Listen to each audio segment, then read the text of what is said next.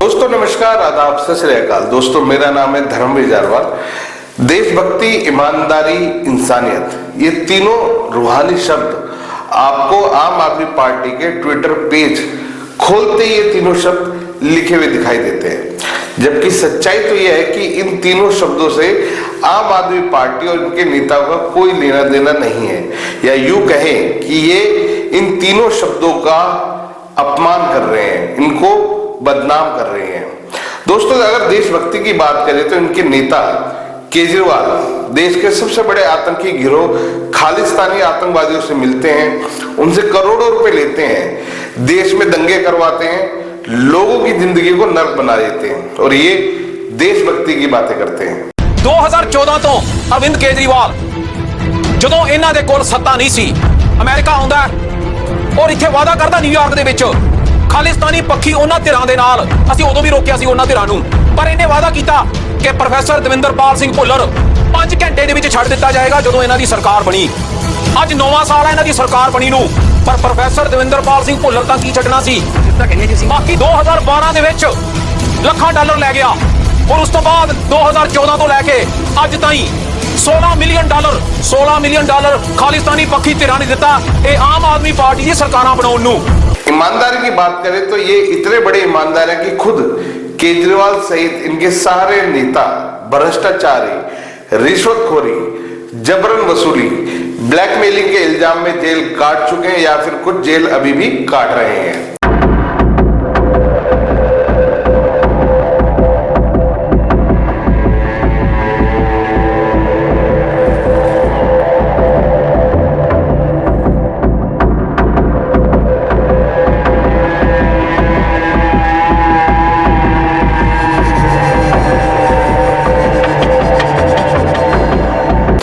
बात करें इंसानियत की तो खुद केजरीवाल के घर में एक महिला सांसद को जानवरों की तरह पीटा जाता है। दिल्ली की झुग्गी झोपड़ी में रहने वाले लोगों को जानवरों से बदतर जिंदगी जी रहे हैं, उनके लिए बनाए गए आवास पर कुंडली मारकर बैठे आम आदमी के नेता कैसी इंसानियत की बात कर सकते हैं।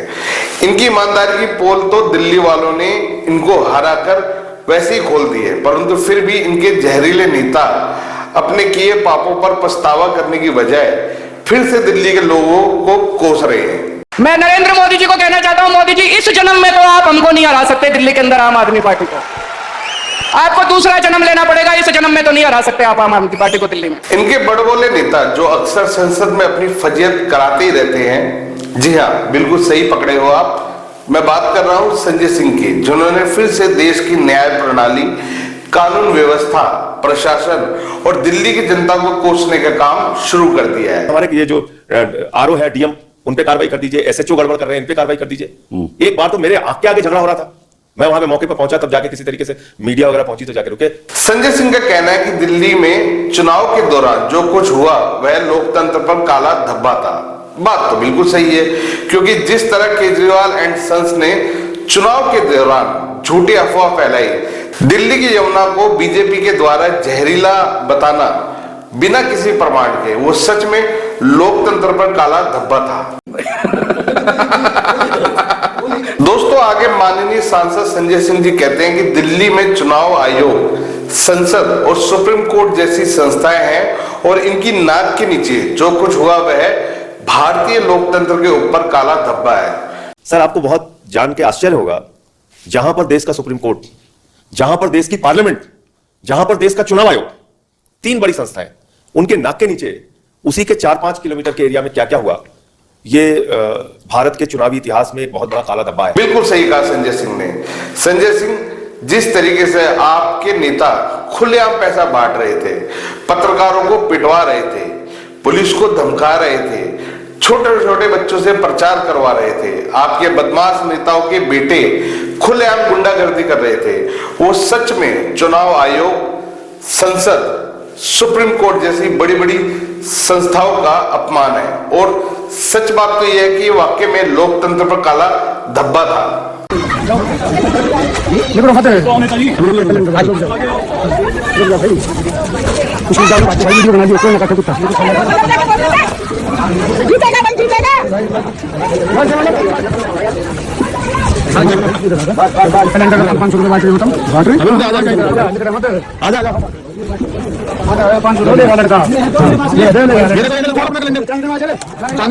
ये देखिए, ये मेरे को कैलेंडर में फोल्ड करके 500 का नोट दिया है। आप देख लो जी, ये भी है सर, ये जी, ये भैया क्यों खाते उल्टे काम। दोस्तों आगे संजय सिंह बीजेपी पर आरोप लगाते हुए कहते हैं कि यहाँ पर पैसा, साड़ी, जूते, बर्तन बांटे गए। आप समर्थकों की उंगलियों पर पैसे देकर शाही लगाई गई। पुलिस प्रशासन का खुलेआम दुरुपयोग किया गया। पैसे बांटे गए, कैमरे पे बांटे गए, निकल के लोगों ने कहा हमें साड़ी मिली है, हमें पैसे मिले हैं। ये तुम सब चादरें बांटी गई, चादरें बांटी गई। इसी चुनाव आयोग जिस क्षेत्र में मैं उसी की बात कर रहा हूं, नई दिल्ली विधानसभा में लोटा बांटा गया, जूता बांटा गया, पैसे बांट के साइज कैसे पता था कि भैया जूता किसको जाएगा सब कुछ किया गया। और सर इसके अलावा जहां उनको था कि ये आम आदमी पार्टी के वोटर हैं, उन्होंने जाके पैसे दिए, हाथ में स्याही लगाई। संजय जी, ये तो पूरी दिल्ली ने देखा कि किसने क्या और किसको बांटा है। ये पूरी दिल्ली ने देखा है और इसलिए दिल्ली की जनता ने आपको इतना जलील करके हराया है। नाना वटीरे साजन तैयार था बाजार, ये तो शेरवानी फिर से नीचे धोती यूं फिर से ऊपर साफोरे। आज आप और आपके नेता चुनाव आयोग, supreme court, Delhi police, BJP, LG, इनको कोसने की जगह, दिल्ली वालों को कोसने की जगह अपनी गलतियों पर मंथन करोगे तो शायद हो सकता है कि 20-50 सालों बाद आप राजनीति में वापसी कर सकें। अगर यही हाल रहा तो मेरी बात मानो, कहीं अच्छी सी नौकरी ढूंढ लो, क्योंकि अगली बार हारने की बारी आपकी है। बेटा, तुमसे ना हो पाएगा।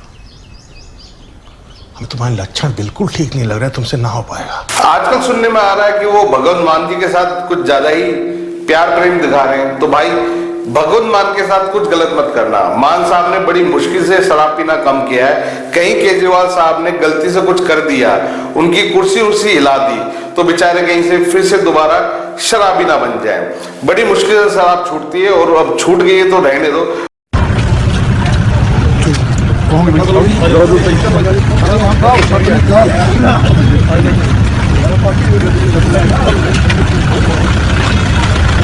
वैसे तो शराब के मामले में आप लोगों ने दिल्ली में क्या किया था वो तो पूरी दिल्ली ने देखा था। किस तरीके से एक के साथ एक बोतल आपने दिल्ली वालों को बांट के, दिल्ली वालों को तो शराबी बनाया ही था, पर उसके बिहाफ पे आपने कितना करोड़ों रुपए का घोटाला किया वो किसी से छुपा नहीं है।